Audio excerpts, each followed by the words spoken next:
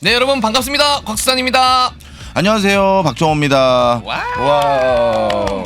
경제하면은 네. 굉장히 경제 알아요 하면 어려운 느낌인데 맞아요. 요거를 막상 어렵지 않다는 거죠? 맞습니다. 요즘 네. 이거 확실합니까? 그런데 더 정확히 말하면 네. 우리가 알고 있던 통상적인 경제 단어, 개념, 용어 이게 자꾸 세상이 바뀌어가면서 또 바뀌어가요. 오늘 대표적으로 이따 말씀드릴 거 하나 미리 꺼내볼까요? 미리 하나 힌트 하나 주세요. 암호화폐는 화폐입니까? 제 가치관에서 화폐는 손에 이게 줄 수 있는 거여야 되거든요. 돈으로 현물 딱 이렇게. 바로 도대체 화폐라고 하려면 뭐를 구비해야 우리가 화폐로 부를 수 있는지 뭐 이런 것들, 그리고 화폐가 많아지는지 적어지는지 따라서 경제는 어떻게 달라지는지, 그리고 화폐가 많아졌는지 적어졌는지를 돌아다니면서 사람들한테 지금 지갑에 얼마 있으세요 물어볼 것도 아니고 도대체 그걸 중앙은행인 한국은행에서는 어떻게 하느냐, 뭐 이런 것들 오늘 짚어드리려고 합니다. 하나하나. 그러면 네. 오늘 주제가 그러면 통화, 화폐 이런 거라고 봐야 될까요? 맞습니다. 자, 그러면은 화폐에 대해서 정확하게 오늘 아삭하게 이제 익혀가지고 가겠습니다. 알겠습니다. 네. 돈하고 화폐 무슨 차이가 있을까요? 돈하고 화폐요? 네. 아유, 교수님. 응. 똑같은 걸 그렇게 물어보시면 어떡해요? 돈이랑 화폐 똑같죠. 대박. 맞잖아요. 맞아요? 네. 맞아요? 돈을 한자로 표시한 게 화폐거든요. 그래요? 네, 맞습니다. 맞춰놓고도 민망하네요. 조금 진도 더 나가볼까요? 화폐와 통화 어떻게 다릅니까? 화폐는 말씀해주신 것처럼 돈, 통화는 이제 엄마한테 하는 거예요. 엄마, 그 신부 용돈 10,000원 부족해요, 엄마. 그렇게 해서 나온 돈은 통화. 그게 통화.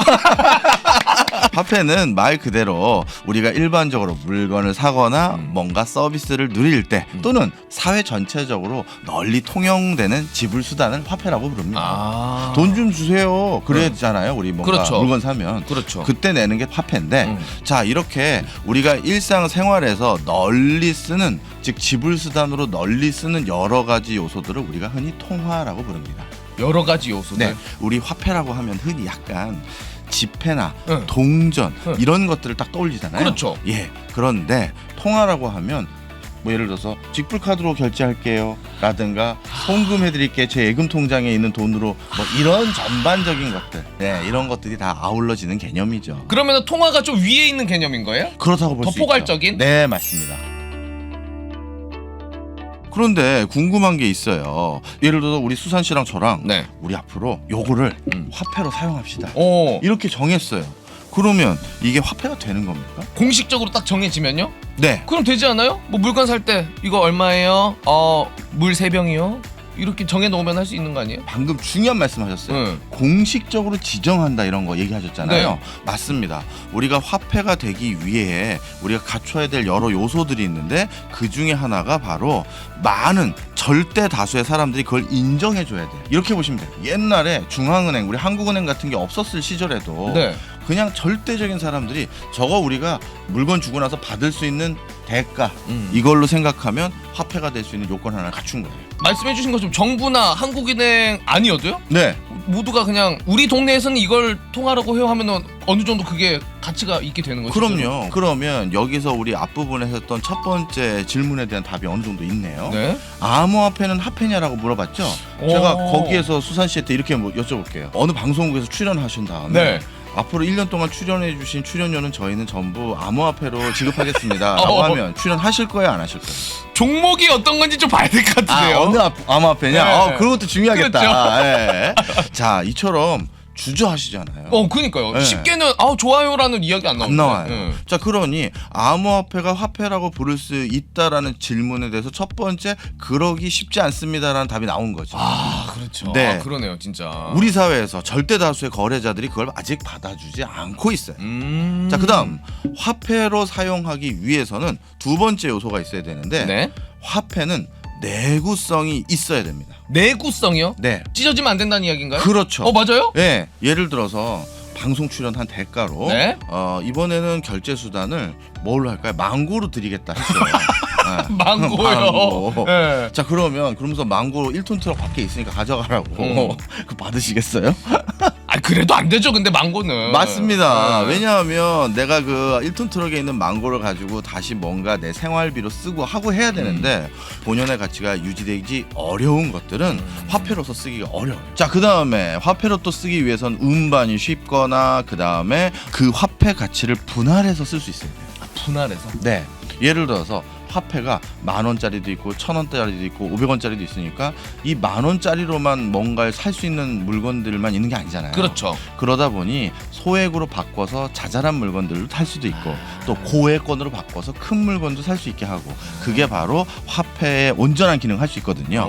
그래서 소액으로 분할도 가능하고 거액으로 통합도 가능할 때 우리가 화폐로 쓰기가 손쉬운 거죠. 그럼 방금 얘기해주신 이 조건들이 다 갖춰져야 화폐라고 볼 수 있는 맞아요. 거예요. 네. 이 중에 하나가 아니라. 네.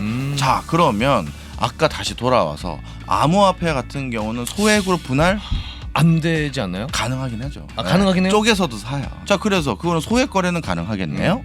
그 다음에 내구성? 우리 그냥 공식적인 화폐는 우리나라를 대표하는 기관인 한국은행이라든가 그리고 정부, 국가 이런 입장에서 그것에 대해서 가치를 인정해 준 것인데 네. 그리고 철저히 법으로 보장해 주겠다는 약속을 한 것인데 이 암호화폐라고 부르는 것들은 개인 회사나 주식회사 이런 사기업들이 발행한 게 많잖아요. 맞아요. 그러다 보니까 시스템이 안정적이라고 할 수 있나요? 바로 그런 이유 때문에 아직 모든 사람들에게 다 인정받는 화폐는 아직 아닌 것 같다. 자, 그래서 이 얘기를 왜 드린 거냐? 암호화폐가 코인이냐 아니냐 이걸 말씀드리려는 게 아니라 네. 앞으로도 이렇게 기존에 우리가 통용해서 썼던 화폐를 대신할 만한 무언가들이 왕창 등장할 거예요. 앞으로요? 또 새로운 게 뭔가 나오겠죠. 네. 지금 우리가 지급수단으로 사용하는 게 얼마나 많이 바뀌었습니까? 그렇죠. 저는 무조건 신용카드 세대였는데 이제 뭐 쓰세요? 핸드폰만 가지고 다니고. 그러니까 벌써 바뀐 거잖아요. 그러니까 지폐를 사실 들고 다녀본 적이 요즘 굉장히 드문 것 없죠. 같아요. 네. 맞아요. 그러다 보니 앞으로는 또 뭐가 등장할지 모르는데 그때마다 이게 돈과 같이 중요한 가치가 있으니 사세요라고 나를 현혹시킨다고 할 때 내가 그걸 나름대로 판단할 수 있는 기준이 있어야 되잖아요. 그렇죠. 네. 오늘 그 기준을 말씀드린 겁니다. 그래서 네. 필요 조건 이야기해 주셨고. 네. 자, 그러면 그 화폐는 우리 사회에서 어떤 기능을 할 것 같으세요? 무언가를 살 때. 맞습니다. 그때가 가장 기본적인 용도 아닐까요? 맞아요. 네. 저도예요. 네. 그래서 이걸 조금 어려운 표현으로 하면 교환의 매개 수단이라고 합니다. 교환의 매개 수단. 예, 물건을 산다고 했었을 때 대가를 지불해야 되는데 그때 대가로 바로 화폐를 사용하는 것이고요. 자, 그 다음에 우리 돈 또 어떻게 주로 활용하고 계세요? 머릿속에 떠올려 보세요. 자랑할 때. 야, 보이지? 자랑할 때 저는 좀 가끔 씁니다. 뭔가 물건 살지 않을 때 평소에 돈은 어떻게 해놓으세요? 맞아요. 저금. 저금. 그렇죠. 왜 그렇게 해놓느냐? 내 부를 화폐 형태로 저장해 놓은 거잖아요. 안전하게. 그렇죠. 네. 언젠가 내가 무언가 그 돈을 가지고 뭔가 쓸 때를 대비해서 일단 잠시 저장, 보관해 놓은 거잖아요. 맞아요. 그래서 화폐는 일종의 가치의 저장 수단이다라고 보시면 됩니다. 저 저장을 좀 많이 하면 자랑할 수 있잖아요. 그렇네요. 네. 그렇네요. 그다음 또 한 가지 있어요. 우리 한국은행에서 곽수산 씨를 모신 이유가 있어요. 어떤 것 때문이죠? 유재석 씨보다 쌉니다. 특가입니다. 특가. 예, 바로 화폐는 가치의 측정 수단인 거죠. 화폐로 모든 것들의 가치를 분석하고. 그러네요, 진짜. 그러니까 네. 쉽게 보면 우리가 자동차를 보더라도 요건 좀 저렴한 차, 저건 되게 값이 많이 나간 차 이렇게 나누기도 하잖아요. 네, 맞아요. 바로 모든 가치를 측정한다는 건 다 화폐 가치로. 화폐 가치로. 네, 얼마인지. 교수님, 그러면은 이 화폐를 우리가 지금 쓰고 네. 가치를 판단하고 이런 건데 네. 사실 이 시중에 화폐가 얼마나 유통이 되고 이게 많은 건지 적은 건지 이런 거를 판단하는 기준도 있어요? 있습니다. 왜냐하면 시중에 너무 많은 화폐가 유통되면 물가가 너무 많이 오르고요. 시중에 너무 많은 화폐가 없으면 반대로 물가가 낮아져요. 뿐만 아니라 우리나라 화폐가 얼마나 시중에 유통되는지는 다시 외국 화폐의 교환 비율인 환율에 영향을 미치기도 하고 그러니까 시중에 화폐가 얼마나 있느냐는 환율, 금리, 그다음에 물가, 전 경제에 가장 중요한 영향을 미치기 때문에 한국은행에서는 화폐가 시중에 얼마나 유통되고 있는지 지표로 만들어서 관리하고 측정하고 있습니다. 그럼 그거를 저도 볼 수 있는 거예요? 있죠. 한국은행 홈페이지에 가면 그런 걸로 통계가 정례적으로 발표가 돼서 나오고 있어요. 통화지표. 네, 그걸 통화지표라고 부릅니다. 네. 알고 계셨네요. 저기 앞에 써져 있었어요. 네. 그걸 보신 네. 거군요. 자, 그런데 통화지표라는 게 하나만 있는 게 아니에요. 통화지표를 우리가 아주 쉽게 구분하는 아주 단순 명료한 개념부터 말씀을 드릴게요. 네. 통화라는 것이 우리가 부르는 게 아까 화폐라고 부르는 것보다 범주가 좀 넓은 범위가 많이 사용된다고 했었잖아요. 자, 그런데 그 넓은 범주의 범위들을 보면 이게 같은 부류로 묶이기가 어려운 것들이 있어요. 그 기준이 뭐냐면 바로 유동성이라는 걸 기준으로 삼는데요. 유동성, 얼마나 움직이느냐. 예, 비슷한 얘기입니다. 네. 금융 상품을 완전한 시장 가치로 얼마나 빠른 시간 내에 특별한 손실 없이 바꿀 수 있는지를 보는 게 바로 유동성이에요. 예를 들면 현금. 네.